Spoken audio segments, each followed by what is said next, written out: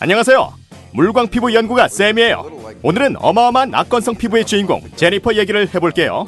제니퍼에게 제가 내린 처방은 바로 케너스 카프리나 고트 밀크 비누였어요. 캐나다 청정자연에서 자란 고트의 밀크로 만든 프리미엄 비누죠. 제니퍼, 제 처방이 어땠나요? 와우, unbelievable. 씻고 나면 엄청난 당김이 느껴졌는데 지금은 척척척척 6가지 향이 있어 기분 따라 골라 쓰기도 너무 좋아요. 이게 다 쌤 덕분이에요. 제가 한 게 있나요? 바로 이 녀석 덕분이죠. 케너스 카프리나 고트밀크 비누. 함께 만드는 언론 여긴 국민 라디오.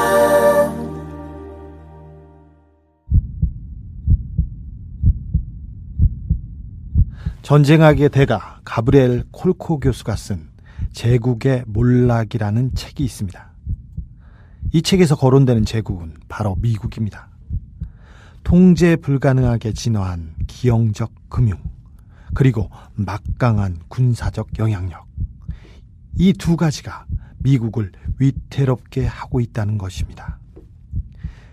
콜코 교수의 지적대로 미국의 패권적 지위는 중국과 나눠 갖는 G2 구조로 추락하고 있습니다.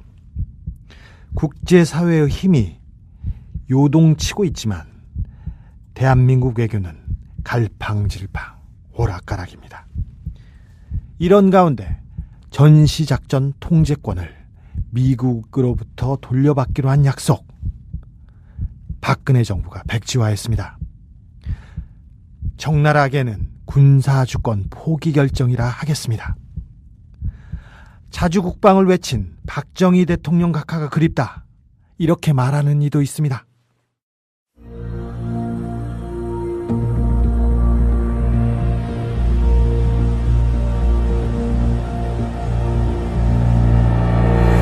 주진우의 현대사 시즌2 제6회 박정희의 자주국방, 박근혜의 외주국방.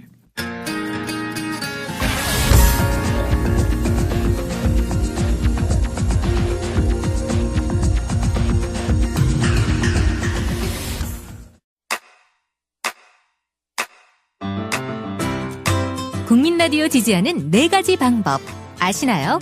다운로드하기, 별점 주기, 댓글 달기, 구독하기. 국민라디오를 보다 많은 이들에게 전할 수 있는 가장 손쉬운 방법. 다운로드하기, 별점 주기, 댓글 달기, 구독하기. 잊지 마세요. 다운로드하기, 별점 주기, 댓글 달기, 구독하기.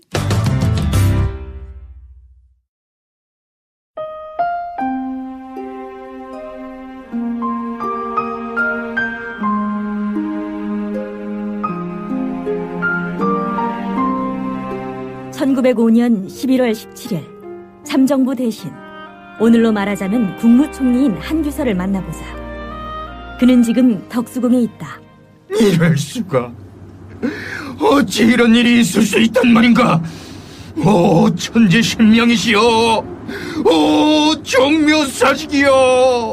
이때 외부 대신, 즉 외교부 장관 박재순이 나타난다. 이런 박재순! 아이고 천정 대신 대감, 이건 면목이 없습니다. 오늘 아침에 만났을 때 분명히 반대한다고 하지 않았던가. 협박에 못 이겨 도장을 날인하게 될지도 모르니 연못에 인장을 던져버리자고 하지 않았나. 그런데 어찌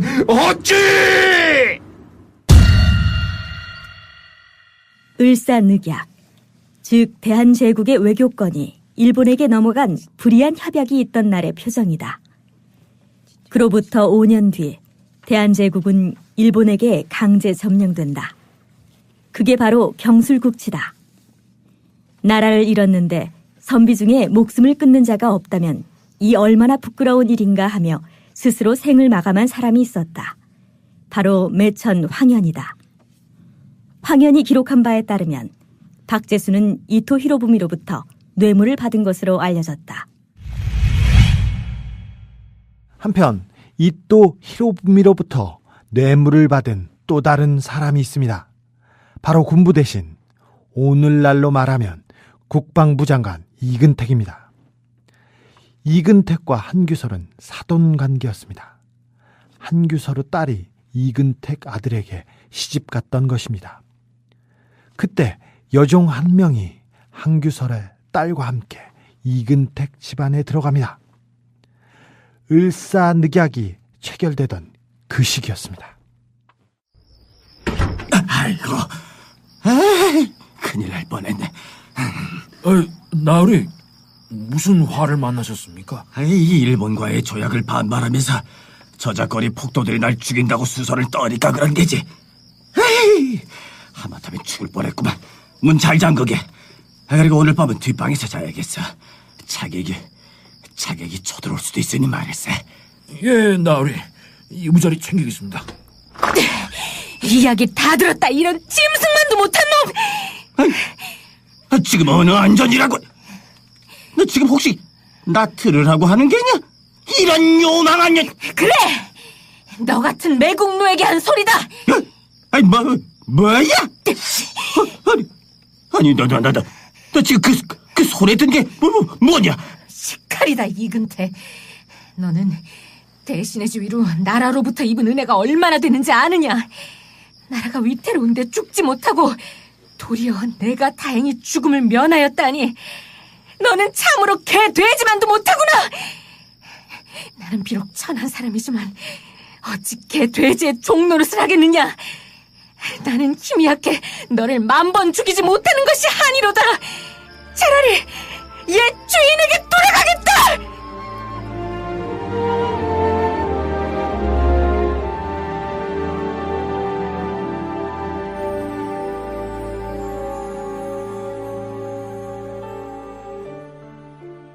통신과 교통이 불편했던 시절임에도 불구하고 을사늑약 직후 일본이 한국의 외교권을 강탈했다는 소식이 전국 각처에 빠르게 알려졌습니다. 국민들의 분노가 들끓었습니다. 매천야록 역주편을 또 읽어보겠습니다.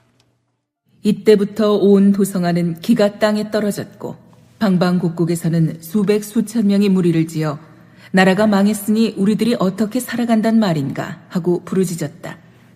미친 듯 취하여 비통에 부르짖고 몸둘 곳이 없는 듯 움츠러들었으며 밥 짓는 연기가 오르지 않아 그 정경의 참담함은 바로 전쟁을 치른 듯하였다.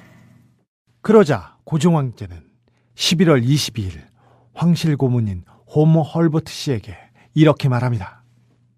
짐은 총칼의 위협과 강요 아래 최근 양국 사이에 체결된 이른바 보호조약이 무효임을 선언합니다. 짐은 동의한 적도 없고 앞으로도 그러할 겁니다. 이 뜻을 미국 정부에 전달하기 바랍니다.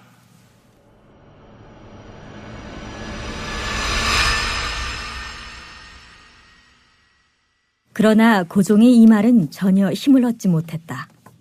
결국 일제는 외교권에 이어 경제권까지 흡수한다. 물론 일부에서 나라 빚을 갚아 일본으로부터 독립하자는 운동도 있었다. 이른바 국채보상운동. 여기에 고종 황제도 동참했다. 하지만 찻잔 속의 태풍이었다. 일본은 가속 페달을 밟으며 한반도 불법 부당 점령의 야욕을 거침없이 펼쳐갔다. 고종도 네덜란드 헤이그에서 열리는 제2차 만국평화회의에 밀사를 파견해 일본 강점의 부당성을 역설하게 하려 했다. 일제는 사전에 파악해 제동을 걸었다. 결국 일제는 고종을 폐위시키기로 한다. 1907년 7월 17일 밤의 상황. 폐하, 총리 대신 이완용입니다. 같은 얘기를 하려면 나가게. 더 이상 꼴도 보기 싫으니. 저희의 입장은 변함이 없습니다. 황태자한테 양위하십시오. 이제는 쉬실 때가 됐습니다. 싫다면 어찌할 텐가? 그 일본 사정을 당초에 헤아리지 못하시는 겁니까? 일본 천황이 격분하고 있습니다. 국군이 풍전등화와 같습니다. 왕위를 내놓으시면 국가가 직면한 위기를 순식간에 해결할 수 있는데 왜 이렇게 고집을 피우시는 겁니까? 예!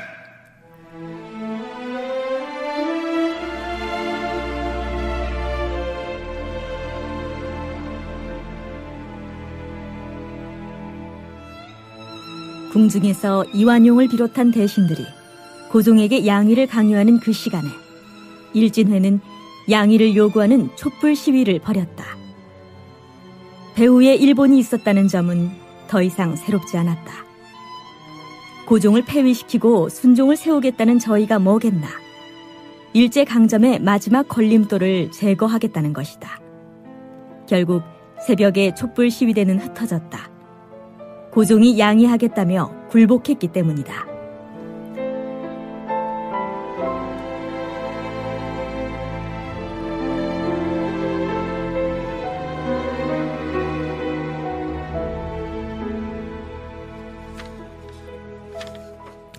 오늘의 본론입니다.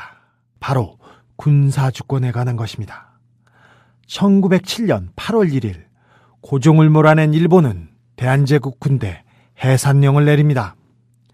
해산령을 내린 주체는 일제에 의해 황제가 된 순종이었습니다.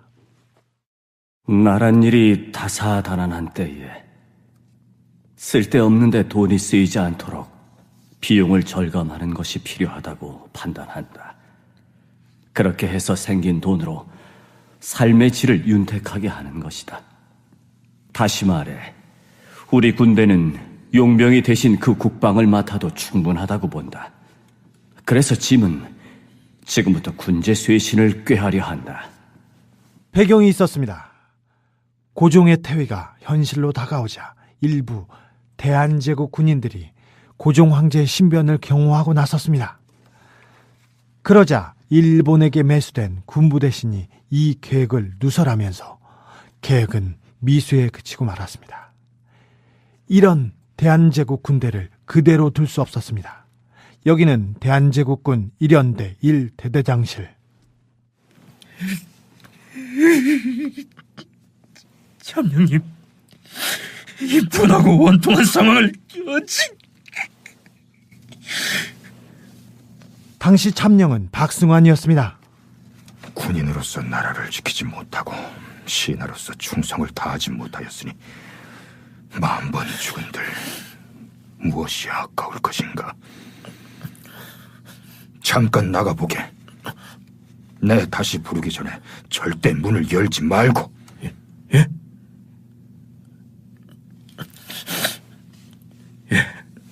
알겠습니다.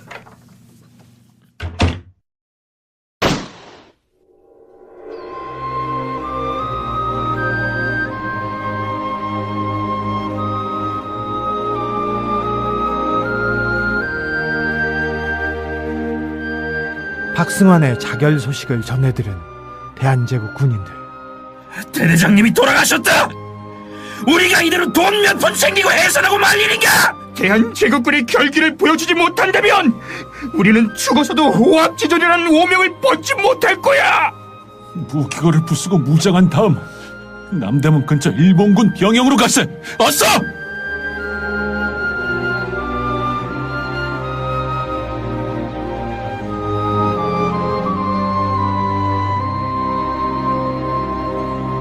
대한제국군은 서울 시내 한복판 남대문에서 마지막 결전을 벌입니다. 상대는 일본군이었습니다. 일본군은 기관총 등 중화기로 무장했습니다. 반면 대한제국 군대가 가진 건 소총이 고작이었습니다. 매섭군, 매서워. 우리 일본군 중대장마저 죽게 했으니 그러나 대한제국군의 괴멸은 시간 문제야. 하이, 그렇습니다. 현재 대한제국군 소리가 산발적일 뿐입니다. 남대문 위에서 기관포로 괴멸하고 지원병을 보내세. 대한제국군 병영을 점령하라고. 하이! 1907년 8월 1일자로 군사주권은 일제에 강탈당합니다.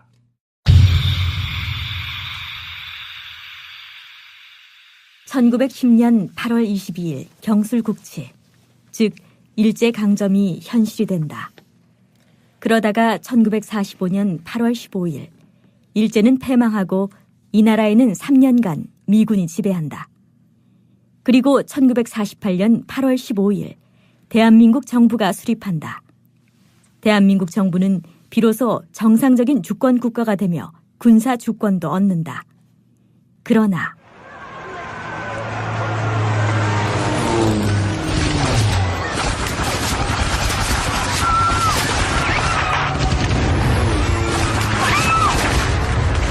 한반도에서 전쟁이 발발한다. 북한의 침략으로 시작된 이 전쟁은 초반 북한군의 파죽지세 남하, 한국군의 패퇴 양상이 뚜렷했다. 1950년 7월 14일로 가보자. 당시는 충남 중부 지역에서 일진일퇴의 공방이 벌어진 때였다. 이승만이 더글라스 메가더 유엔군 사령관에게 편지를 보낸다. 각하 현재의 적대 행위가 계속되는 동안 한국 육해 공군에 대한 작전 지휘권을 유엔군 사령관에게 위임합니다. 이에 메가더는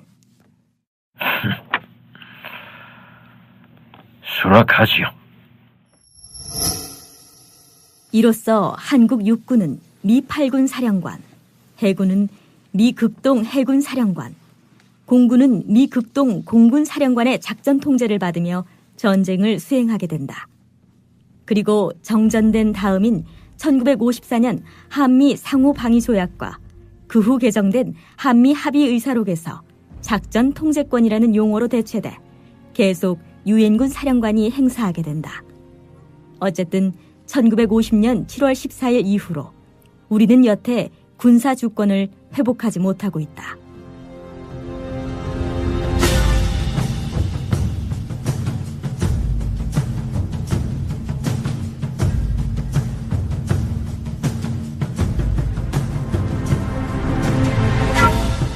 다시는 이 나라에 본인과 같은 불운한 군인이 없도록 합시다.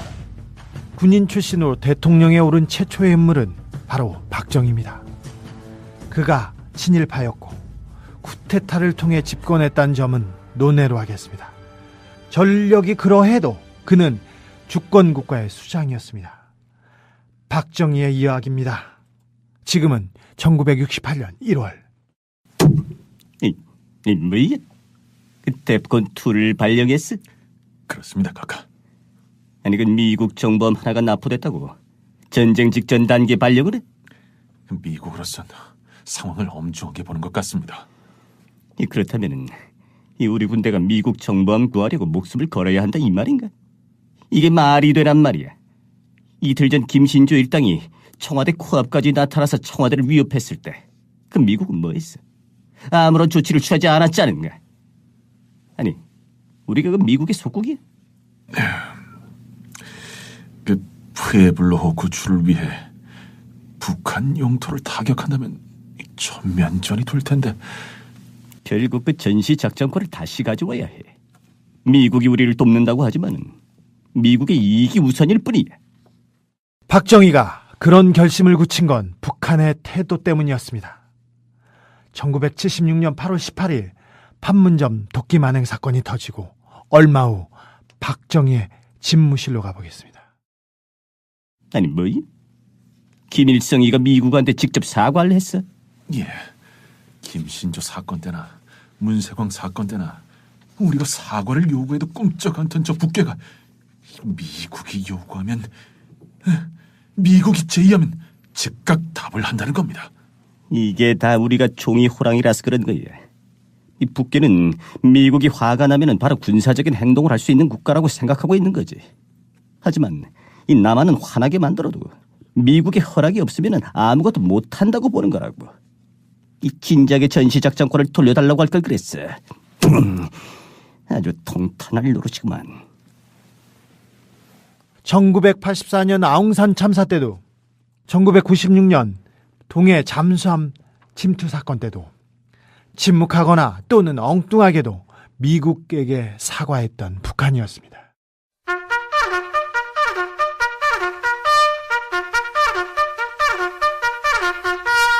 박정희 정부는 미국의 동의와 관계없이 1972년부터 자주국방을 추진하기 시작했습니다. 국방부 옥상에는 자주국방이라는 친필희호가 걸렸습니다. 박정희의 이런 결기만은 그를 친일파로 혹은 독재자로 규정하는 진보 인사들에게조차도 지지를 받고 있었습니다. 한편 이 무렵 서정모 작사, 라화랑 작곡의 멸공의 횃불이라는 노래가 발표됩니다. 잠깐 들어보시겠습니다. 아름다운 이 강산을 지키는 우리 사나이 기백으로 오늘을 산다. 포탄의 불바다를 무릅쓰면서 고향 땅 부모 형제 평화를 위해 전우여 내 나라는 내가 지킨다. 내 나라는 내가 지킨다. 멸공의 횃불 아래 목숨을 건다. 노태우 총재는 레이간 대통령을 예방한 데 이어 워싱턴 포스트 편집 간부들과의 오찬 모임에서 현재 한미 연합사 작전 지휘 체제가 장차에는 수정이 있어야 한다고 밝혔습니다. 노 총재는 주권 국가가 독자적인 작전권을 행사하는 것은 당연한 일이며 한미 연합사 체계도 결국에는 그러한 방향으로 바뀌게 될 것이라고 말했습니다. 박정희 시대가 끝나고 전두환 시대를 지나 노태우가 대통령 선거에 나섭니다. 보통 사람 노태우는 작전 통제권 환수와 용산기지 이전을 여러분께 약속드립니다. 노태우는 한 발 더 나아가 2011년에 나온 회고록에서 이런 말을 남깁니다. 미군이 나가면 나라 망하는 것처럼 생각하는 한국군 장성들이 있는데 큰일이야. 정말 큰일이야.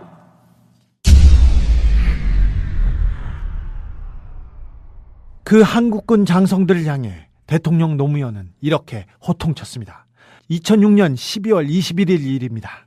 내 나라는 내가 지킨다라고 하는 의지와 자신감을 가지고 있어야 국방이 되는 것이지, 미국한테 매달려가지고 바지가랑이 매달려가지고 미국 엉덩이 뒤에서 숨어가지고 형님 백만 믿겠다, 이게 자주국가의 국민들의 안보의식일 수가 있겠습니까? 경제도 잘하고 문화도 잘하고 영화도 잘하고 한국 사람들이 외국 나가보니까 못하는 게 없는데, 전화기도 잘 만들고 차도 잘 만들고 배도 잘 만들고 못하는 게 없는데 왜 작전 통제권만 왜 못한다는 얘기입니까? 그래서 작동권 회수하면 안 된다고 줄줄이 모여가가지고 성명 내고, 자기들의 직무유기 아닙니까? 부끄러운 줄을 알아야지. 부끄러운 줄을 알아야지. 노무현 대통령의 이 같은 강도 높은 질타에 대해 전 국방부 장관, 전 합참의장 등 70여 명의 예비역 장성들이 일종의 집단 행동을 벌입니다. 여기에 동참한 한 사람, 김상태 전 공군 참모총장을 주목합니다. 역대 장관들이, 총장들이 작전권 하나 행사 못하고 무슨 벨트를 달고 그돈 못 그리겠느냐, 이거는 참 너무나 지나친 표현인 것 생각을 합니다. 김상태 이 사람, 그런데 이런 일을 벌였습니다. 공군의 군사 기밀을 미국 군수업체에 넘긴 회사 대표가 재판을 받게 됐습니다. 그런데 이 사람 전직이 공군 참모총장이었습니다. 검찰 수사 결과 로기드 마틴사의 국내 대리점인 S사가 지난 2004년부터 2급 군사기밀인 국방중기계획 등 전력 증강계획서를 비롯해 군사기밀 12건을 로기드 마틴사에 넘긴 것으로 드러났습니다. 기밀을 넘긴 회사의 대표는 50 시절 공군 참모총장을 지낸 김상태 씨였고 부사장도 공군 대령 출신입니다. 검찰은 이들이 군사기밀이 포함된 자료를 넘겨준 대가로 2009년과 2010년에만 25억 원을 받았다고 밝혔습니다.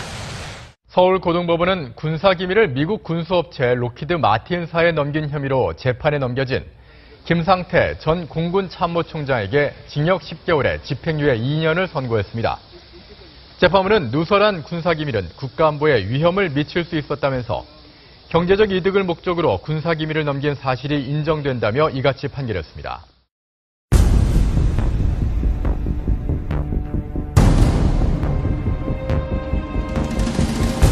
박근혜 대통령은 대선 당시 전시 작전권 환수를 차질 없이 추진하겠다는 공약을 발표합니다. 북한의 도발을 억제하기 위해 한미 동맹을 포함한 포괄적 방위 역량을 강화해 나가고 2015년 전시 작전권 전환을 차질 없이 준비하겠습니다. 한 달 뒤 내놓은 대선 공약집에서도 이를 거듭 확인했습니다.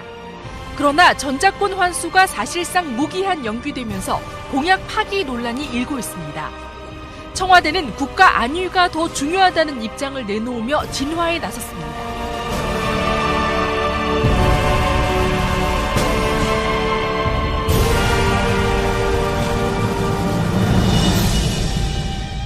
통일부 장관을 지낸 정세현 원광대 총장의 한 말입니다.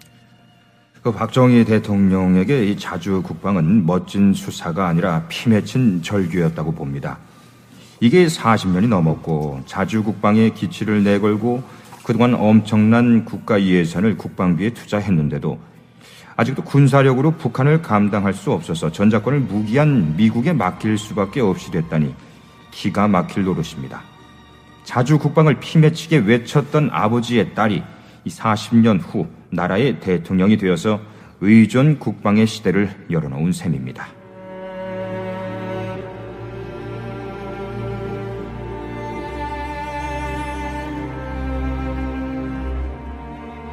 (130년) 동안 군사 주권이 없는 나라, 우리의 비극에 대해서 대통령도 아무 말이 없습니다. 물론 이런 말을 하는 사람은 있습니다. 천안함을 북한이 격추하고 갔는데 증거 하나 못 찾는 나라, 그 지휘관에게 훈장을 주는 나라, 전방에서 아군에게 총기를 난사하는 나라, 후임을 폭행하는 나라, 후임을 성추행하는 나라, 그래도 구속시키지 않는 나라, 교전 중에 포가 나가지 않아 도망가는 나라, 이런 나라에게 전시 작전권을 주면 큰일이 날 수 있다는 외주국방을 외치는 딸 박근혜, 자주국방을 외쳤던 아버지 박정희는 지하에서 뭐라고 할까요? 주진우의 현대사, 박정희의 자주국방, 박근혜의 외주국방이었습니다.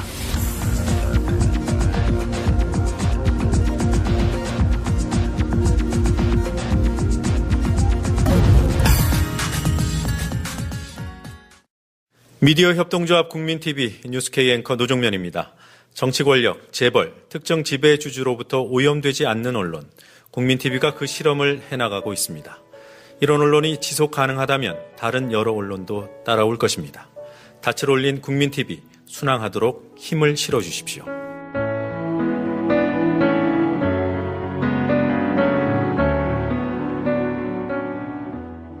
월 11,000원의 조합비 납입. 조합원 여러분의 많은 동참을 바랍니다. 자동납부는 미디어 협동조합 홈페이지 국민.tv 또는 서울전화 3144-0933, 서울전화 3144-7737로 신청하실 수 있습니다. 여러분에게 언론혁명으로, 그래서 자부심으로 보답하겠습니다. 나게 더 이상 꼴도 보기 싫으니 저희의 입장은 변함이 없습니다. 황태자한테 양위하십시오. 이제는 쉬실 때가 됐습니다. 싫다면 어찌할 텐가? 그 일본 사정을 당초에 헤아리지 못하시는 겁니까? 일본 천황이 격분하고 있습니다. 국군이 풍전등화와 같습니다. 왕위를 내놓으시면 국가가 직면한 위기를 순식간에 해결할 수 있는데 왜 이렇게 고집을 피우시는 겁니까? 예!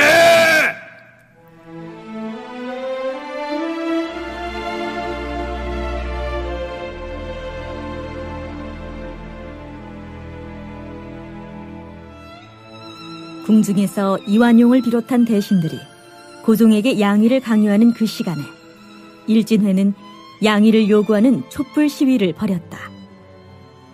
배후에 일본이 있었다는 점은 더 이상 새롭지 않았다. 고종을 폐위시키고 순종을 세우겠다는 저희가 뭐겠나. 일제강점의 마지막 걸림돌을 제거하겠다는 것이다. 결국 새벽에 촛불 시위대는 흩어졌다. 고종이 양위하겠다며 굴복했기 때문이다.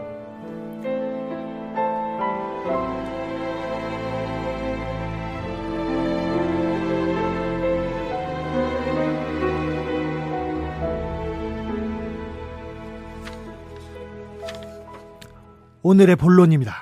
바로 군사주권에 관한 것입니다. 1907년 8월 1일 고종을 몰아낸 일본은 대한제국 군대 해산령을 내립니다. 해산령을 내린 주체는 일제에 의해 황제가 된 순종이었습니다. 나란 일이 다사다난한 때에 쓸데없는데 돈이 쓰이지 않도록 비용을 절감하는 것이 필요하다고 판단한다. 그렇게 해서 생긴 돈으로 삶의 질을 윤택하게 하는 것이다. 다시 말해, 우리 군대는 용병이 대신 그 국방을 맡아도 충분하다고 본다. 을사능약 직후 일본이 한국의 외교권을 강탈했다는 소식이 전국 각처에 빠르게 알려졌습니다. 국민들의 분노가 들끓었습니다. 매천야록 역주편을 또 읽어보겠습니다. 이때부터 온 도성안은 기가 땅에 떨어졌고 방방곡곡에서는 수백 수천 명이 무리를 지어 나라가 망했으니 우리들이 어떻게 살아간단 말인가 하고 부르짖었다. 미친 듯 취하여 비통에 부르짖고 몸둘 곳이 없는 듯 움츠러들었으며 밥 짓는 연기가 오르지 않아 그 정경의 참담함은 바로 전쟁을 치른 듯하였다. 그러자 고종황제는 11월 22일 황실 고문인 호모 헐버트 씨에게 이렇게 말합니다. 짐은 총칼의 위협과 강요 아래 최근 양국 사이에 체결된 이른바 보호조약이 무효임을 선언합니다. 짐은 동의한 적도 없고 앞으로도 그러할 겁니다. 이 뜻을 미국 정부에 전달하기 바랍니다.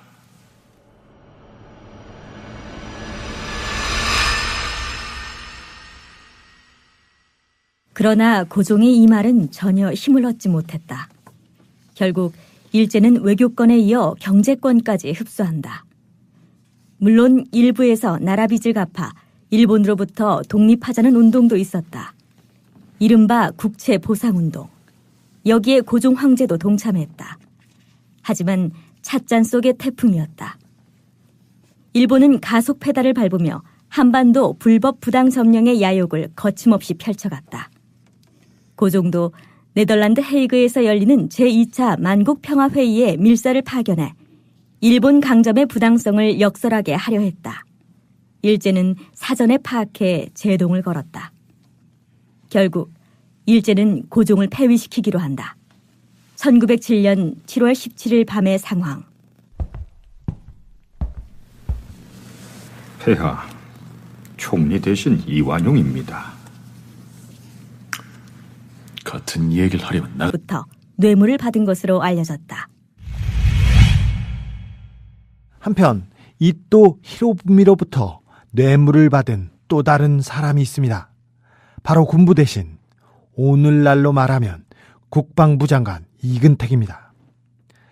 이근택과 한규설은 사돈관계였습니다. 한규설의 딸이 이근택 아들에게 시집갔던 것입니다. 그때 여종 한 명이 한규설의 딸과 함께 이근택 집안에 들어갑니다. 을사늑약이 체결되던 그 시기였습니다.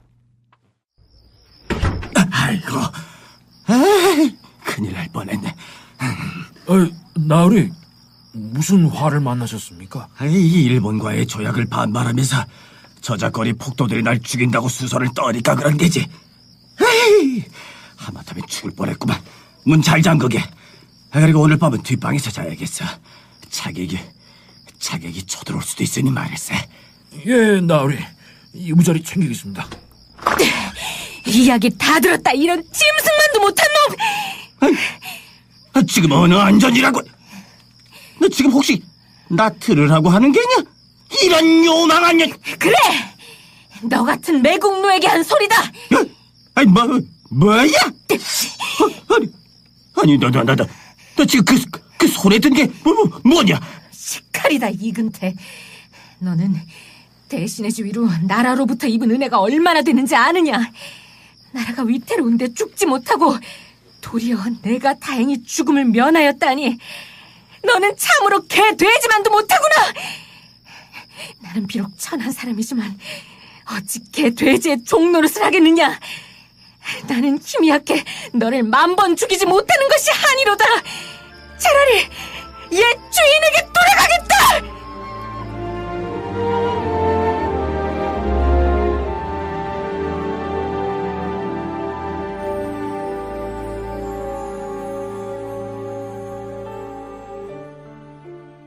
통신과 교통이 불편했던 시절임에도 불구하고 안녕하세요.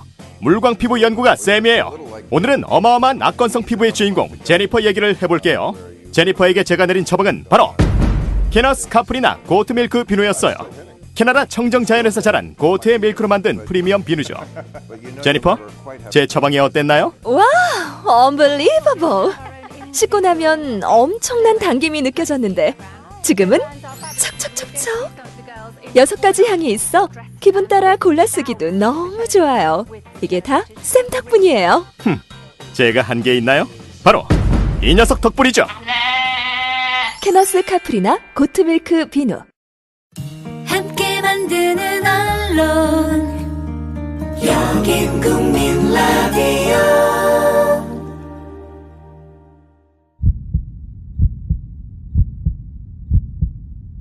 전쟁학의 대가 가브리엘 콜코 교수가 쓴 제국의 몰락이라는 책이 있습니다. 이 책에서 거론되는 제국은 바로 미국입니다. 통제 불가능하게 진화한 기형적 금융, 그리고 막강한 군사적 영향력, 이 두 가지가 미국을 위태롭게 하고 있다는 것입니다. 콜코 교수의 지적대로 미국의 패권적 지위는 중국과 나눠 갖는 G2 구조로 추락하고 있습니다. 국제사회의 힘이 요동치고 있지만 대한민국 외교는 갈팡질팡 오락가락입니다. 이런 가운데 전시작전 통제권을 미국으로부터 돌려받기로 한 약속, 박근혜 정부가 백지화했습니다. 적나라하게는 군사주권 포기 결정이라 하겠습니다. 자주국방을 외친 박정희 대통령 각하가 그립다, 이렇게 말하는 이도 있습니다.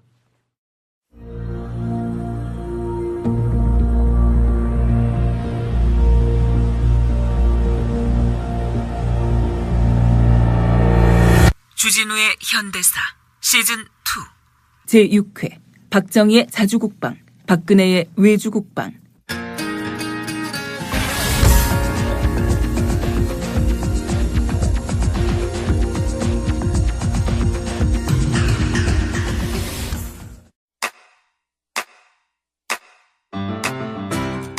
국민라디오 지지하는 4가지 방법 아시나요?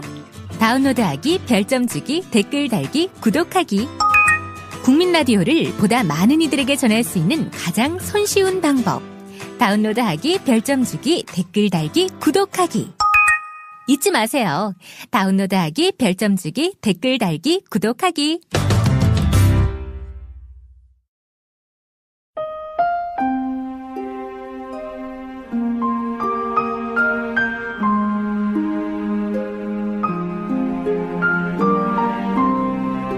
(1905년 11월 17일) 참정부 대신, 오늘로 말하자면 국무총리인 한규서를 만나보자. 그는 지금 덕수궁에 있다. 이럴 수가. 어찌 이런 일이 있을 수 있단 말인가. 오 천지신명이시여, 오 종묘사직이여. 이때 외부 대신, 즉 외교부 장관 박재순이 나타난다. 이런 박재순! 아이고 천정 대신 대감, 이건 면목이 없습니다. 오늘 아침에 만났을 때 분명히 반대한다고 하지 않았던가. 협박에 못 이겨 도장을 날인하게 될지도 모르니 연못에 인장을 던져버리자고 하지 않았나. 그런데 어찌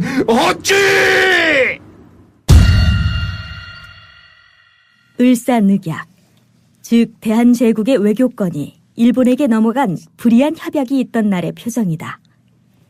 그로부터 5년 뒤 대한제국은 일본에게 강제 점령된다. 그게 바로 경술국치다. 나라를 잃었는데 선비 중에 목숨을 끊는 자가 없다면 이 얼마나 부끄러운 일인가 하며 스스로 생을 마감한 사람이 있었다. 바로 매천 황현이다. 황현이 기록한 바에 따르면 박제수는 이토 히로부미로